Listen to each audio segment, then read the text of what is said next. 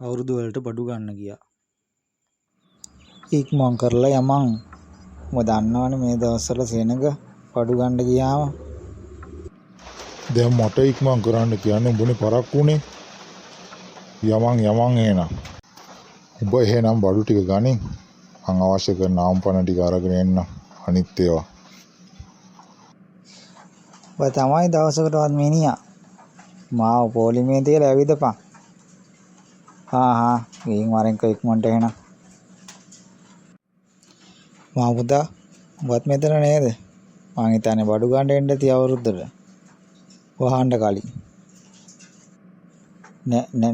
නෑ තාත්තේ මම මේ